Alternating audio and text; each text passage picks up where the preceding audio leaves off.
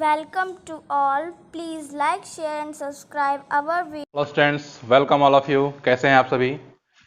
आइए आज हम शुरू करेंगे मेजरमेंट ऑफ मास, द्रव्यमान का मापन हम कैसे करेंगे। तो सबसे पहले देखते हैं हम द्रव्यमान की परिभाषा। द्रव्यमान क्या है? तो जो द्रव्यमान है वो पदार्थ का मूल गुण होता है और यह पदार्थ की मात्रा को व्यक्त करता है, यानी कंटेंट ऑफ मैटर। पदार्थ के अंदर जितनी मात्रा होगी उसे हम द्रव्यमान कहेंगे और यह द्रव्यमान ताप, दाब आदि भौतिक अवस्थाओं पर निर्भर नहीं करता है। तो बहुत ही सिंपल सी छोटी सी डेफिनेशन है कि द्रव्यमान क्या है। तो द्रव्यमान पदार्थ की मात्रा है या कंटेंट ऑफ मैटर है। अब हम देखेंगे कि मात्रक क्या होता है। हम पढ़ चुके हैं पिछली क्लास में कि एसआई यूनिट में या अंतरराष्ट्रीय पद्धति में द्रव्यमान का मात्रक किलोग्राम होता है। इसके अतिरिक्त द्रव्यमान के कुछ व्यवहारिक मात्रक भी हैं जिनका हम अलग अलग जगह प्रयोग करते हैं। जैसे एक है स्लग, ये नाम कम सुना होगा आप लोगों ने। तो एक स्लग और एक स्लग इक्वल टू होता है 14.57 किलोग्राम। ये द्रव्यमान का थोड़ा सा बड़ा मात्रक है। दूसरा है एक टन और एक टन में होते हैं 1000 किलोग्राम या 1000 किलोग्राम। ये टन, ये द्रव्यमान का बड़ा मात्रक है। अगला है चंद्रशेखर सीमा, यह भी द्रव्यमान का मात्रक है। तो आप सीमा नाम सुनकर कंफ्यूज ना हो जाएं कि कहीं ये लंबाई का मात्रक तो नहीं है, क्योंकि हम सीमा का या बाउंड्री का यूज जो करते हैं या लिमिट का जो यूज करते हैं वो लंबाई के संबंध में करते हैं। तो डोंट बी कंफ्यूज।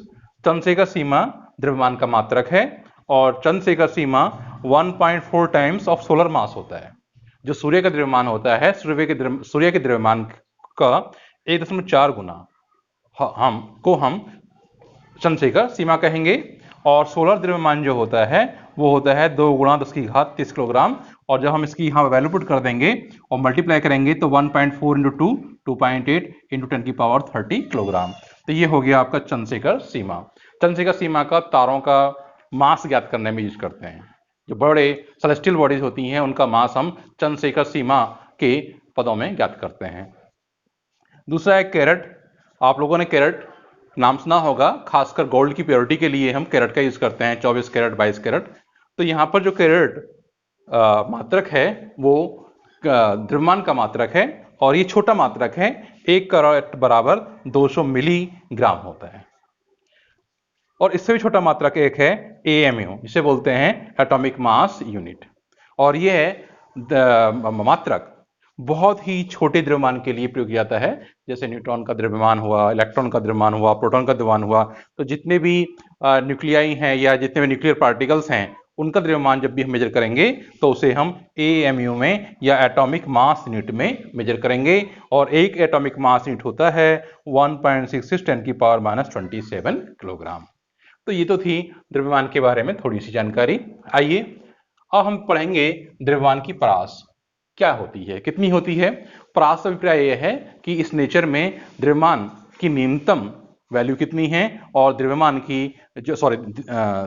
का न्यूनतम मापन कितना हुआ है और द्रव्यमान का अधिकतम मापन कितना हुआ है। तो जितने भी हमारे पास ज्ञात कण हैं या वस्तु हैं उन सब में सबसे कम जो द्रव्यमान होता है वो होता है इलेक्ट्रॉन का, और ये होता है 10 की पावर -30 किलोग्राम। अब ये कहोगे कि सर इलेक्ट्रॉन का द्रव्यमान तो 9.1 10 की पावर -31 होता है। तो हम यहाँ पर केवल ऑर्डर की बात कर रहे हैं, एग्जैक्ट की बात नहीं कर रहे हैं। एग्जैक्ट द्रव्यमान तो इलेक्ट्रॉन का होता है 9.1 10 की पावर -31। इस 9.1 को हटाओगे तो एक पावर यहाँ पर घट जाएगी और जाएगा 10 की पावर -30। तो इलेक्ट्रॉन का द्रव्यमान सबसे कम होता है, तो ये हो गया 10 की पावर -30 किलोग्राम। और जो हमारा वर्ल्ड है और वर्ल्ड का जो द्रव्यमान है वो है 10 की पावर 55 किलोग्राम। तो जो द्रव्यमान की परास है, जो रेंज है, वो न्यूनतम द्रव्यमान से अधिकतम मान के बीच में होती है। तो न्यूनतम मान कितना है द्रव्यमान का? 10 की पावर -30 किलोग्राम जो कि इलेक्ट्रॉन का द्रव्यमान है, और अधिकतम द्रव्यमान कितना है? 10 की पावर 55 किलोग्राम जो कि इस वर्ल्ड का, इस विश्व का द्रव्यमान है। अब हम देखेंगे कि द्रव्यमान के प्रकार कितने होते हैं या द्रव्यमान कितने प्रकार का होता है। तो द्रव्यमान के 2 प्रकार होते हैं, एक जड़त्वीय द्रव्यमान और दूसरा गुरुत्वीय द्रव्यमान। तो सबसे पहले देखते हैं हम कि जड़त्वीय द्रव्यमान कितना है, क्या होता है, और गुरुत्वीय द्रव्यमान क्या होता है। तो हम बात कर रहे हैं जड़त्वीय द्रव्यमान की, जिसे हम इनर्शियल मास भी कहते हैं।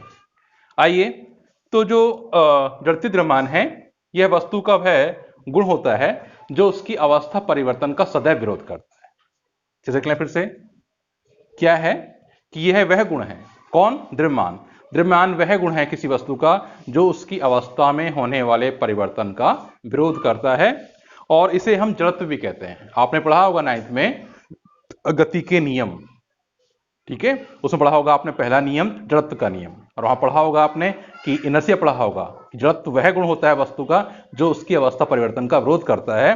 तो जो विरोध करने वाला कारक है वो द्रव्यमान ही है, जिसे हम जड़त्व भी कहते हैं। और न्यूटन ने यह कहा था कि द्रव्यमान ही जड़त्व की माप होती है। यानी अगर हम जड़त्व निकालना हो किसी वस्तु का तो हम उसका द्रव्यमान माप लेंगे, और जो द्रव्यमान होगा वही क्या होगा? उसका जड़त्व कहलाएगा।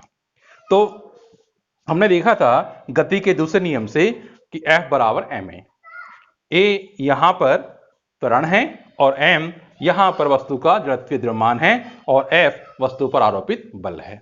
अगर हम F को नियत रख लें तो उस स्थिति में हम इस एक्सप्रेशन को लिख सकते हैं a समानुपाती 1/m। यानी जिस वस्तु का मास ज्यादा होगा उस वस्तु का त्वरण कम होगा, यानी उस वस्तु की अवस्था परिवर्तन कम होगी, और जिस वस्तु का मास कम होगा उसका त्वरण ज्यादा होगा, त्वरण ज्यादा होगा तो उसकी अवस्था परिवर्तन ज्यादा होगी। तो कहने का अभिप्राय यह है कि किसी वस्तु का जड़त्वीय द्रव्यमान होता है वह गुण होता है जो उसकी अवस्था परिवर्तन का सदैव विरोध करता है। और हम ये देखेंगे कि इस जड़त्वीय द्रव्यमान का हम मापन कैसे करें। अभी हमने देखा था कि जड़त्वीय द्रव्यमान क्या होता है, और हमें देखेंगे जड़त्वीय द्रव्यमान का मापन कैसे करते हैं और जड़त्वीय द्रव्यमान का मापन किस सिद्धांत पर किया जाता है।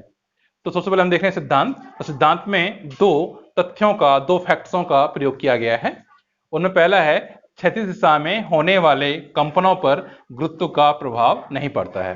तो पहले हम ये समझ लें कि कंपन कितने प्रकार के होते हैं और कंपन होता क्या है। तो जब हम किसी वस्तु को उसकी साम्यावस्था से दाएं या बाएं, ऊपर या नीचे विस्थापित कर देते हैं तो अपनी साम्यावस्था के दाएं बाएं या ऊपर नीचे गति करने लगती है, और उसे बोलते हैं हम कंपन गति कहते हैं कि वस्तु कंपन कर रही है। और एक कंपन दो प्रकार के होते हैं, एक होता है क्षैतिज कंपन और एक होता है ऊर्ध्वाधर कंपन। तो जब वस्तु अपनी साम्यावस्था के दाएं बाएं इस तरह से कंपन करती है तो उसे कहते हैं हम क्षैतिज कंपन, और जब कोई वस्तु अपनी साम्यावस्था के ऊपर या नीचे गति करेगी तो उसे कहेंगे हम ऊर्ध्वाधर कंपन। तो यहां पर जो कंपन की बात की जा रही है वह क्षैतिज दिशा में होने वाले कंपन। तो क्षैतिज दिशा में होने वाले कंपनों पर गुरुत्व का कोई प्रभाव नहीं पड़ता है। ये पहला तथ्य है जो जड़त्वीय द्रव्यमान के मापन में प्रयोग में लाया गया है। दूसरा है कि स्प्रिंग द्रव्यमान निकाय में वस्तु के कंपनों का आवर्तकाल T वस्तु के द्रव्यमान m के वर्गमूल के समानुपाती होता है। अब ये स्प्रिंग द्रव्यमान निकाय क्या होता है? तो हमारे पास एक स्प्रिंग होती है और एक मास होता है, और उस स्प्रिंग से हम मास को हैंग कर देते हैं, लटका देते हैं। तो स्प्रिंग में ऊपर नीचे वाइब्रेशंस होने लगते हैं, और उस केस में जो कंपनों का आवर्तकाल होता है वो वस्तु के द्रव्यमान के समानुपाती होता है। क्लियर? आइए तो इन दो तथ्यों का यूज हम जड़त्वीय द्रव्यमान को ज्ञात करने में प्रयोग में लाएंगे।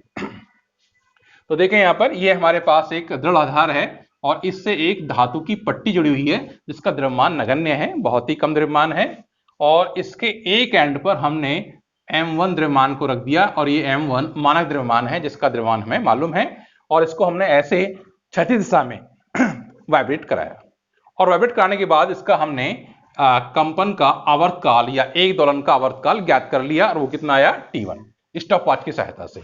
तो T1 समानुपाती m1, इस समानुपाती से चिन्ह को हटाएंगे तो एक नियतांक आ जाएगा T1 बराबर k square root of m1।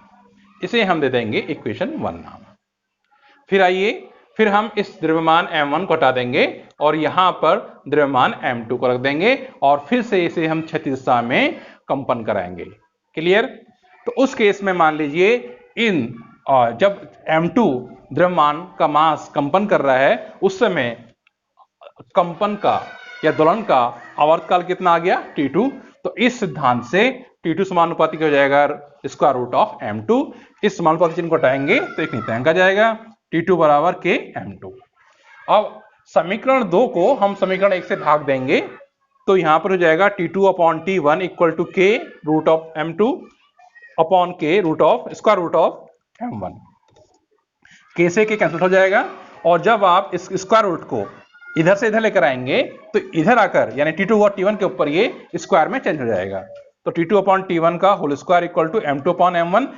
यहां से हम M2 की वैल्यू फाइंड कर लेंगे, तो क्या होगा, ये M1 क्रॉस मल्टीप्लाई होगा, इधर आ जाएगा, तो M2 equal to M1 into T2 upon T1 का होल स्क्वायर।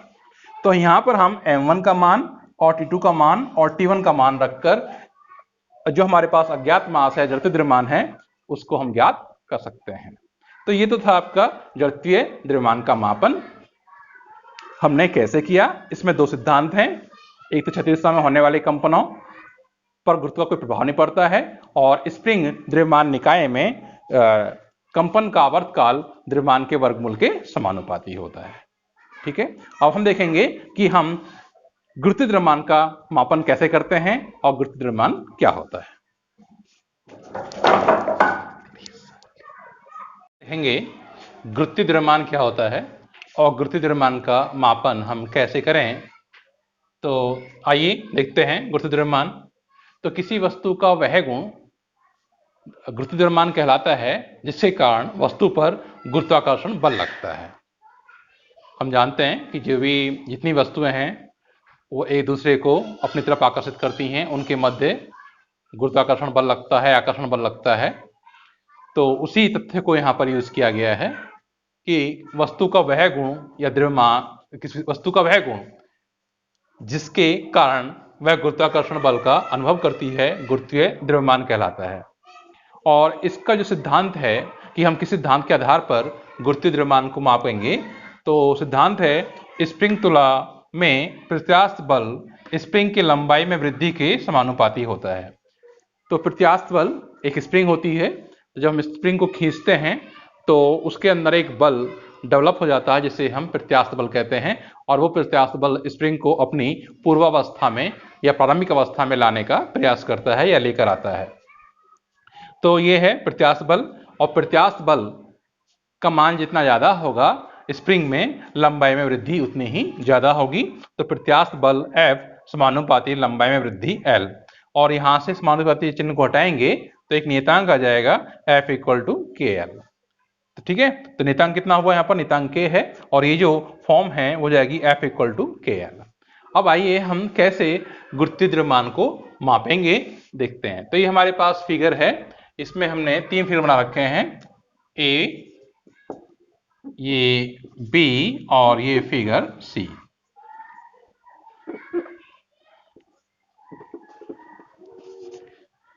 तो फिगर ए को देखेंगे तो यहां पर हमने कोई भी वेट फोर्स नहीं लगाया हुआ है। तो वेट फोर्स न लगने के कारण यहां पर कोई अवस्था में परिवर्तन नहीं हो रहा है, तो इसमें कोई इलास्टिक फोर्स या प्रत्यास्थ बल उत्पन्न नहीं होगा, इसलिए F का मान कितना हो गया, 0।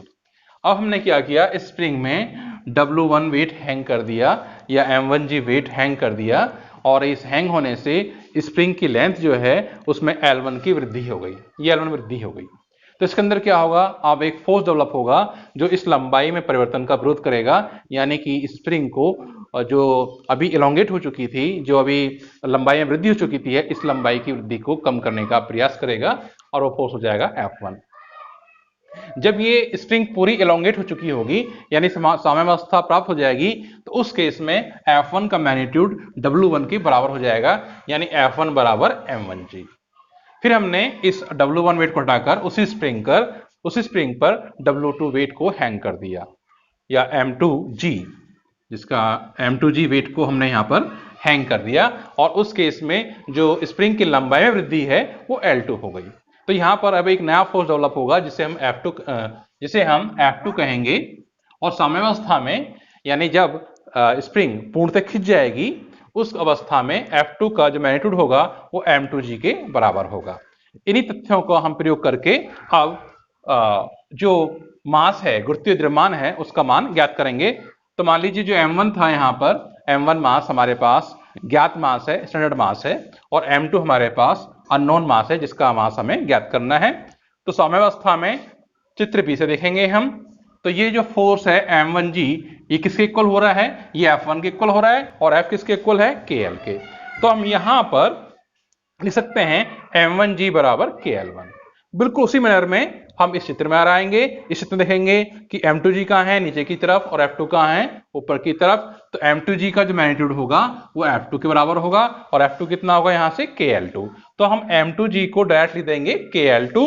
तो ये जाएगा M2G बराबर KL2। और इक्वेशन 1, ये इक्वेशन 2, इक्वेशन 1 को हम इक्वेशन 2 से डिवाइड कर देंगे। तो G से G कैंसिल आउट, K से K कैंसिल आउट। ये हो जाएगा हमारे पास M2 upon M1 equal to L2 upon L1। और इसको हम M2 के लिए सॉल्व करेंगे तो M2 इक्वल टू हो जाएगा M1 into L2 upon L1। और यहां पर हम M1, L2 और L1 का मान रखकर M2 का मान ज्ञात कर सकते हैं। तो हमने देखा कि कैसे हम गुरुत्वीय द्रव्यमान का मापन करते हैं। और गुरुत्वीय द्रव्यमान का मापन आप जब भी करेंगे तो उसके लिए एक बैलेंस होती है, इसे बोलते हैं हम स्प्रिंग बैलेंस। ठीक है। और दूसरी एक बैलेंस और होती है फिजिकल बैलेंस। फिजिकल बैलेंस से जब मापन करते हैं तो उसमें गुरुत्व का प्रभाव पड़ता है, लेकिन जब आप स्प्रिंग बैलेंस से मेजरमेंट करते हैं मास का तो उसमें गुरुत्व का प्रभाव नहीं पड़ता है। ठीक है। तो ये तो था आपका आज जो हमने पढ़ा आज की क्लास में कि द्रव्यमान क्या होता है, द्रव्यमान के प्रकार कितने होते हैं और द्रव्यमान का मापन हम कैसे करते हैं। तो आज के लिए इतना ही, धन्यवाद। वीडियो अच्छी लगे तो लाइक और शेयर जरूर करना, और जिन बच्चों ने सब्सक्राइब नहीं किया है वो प्लीज सब्सक्राइब कर लें।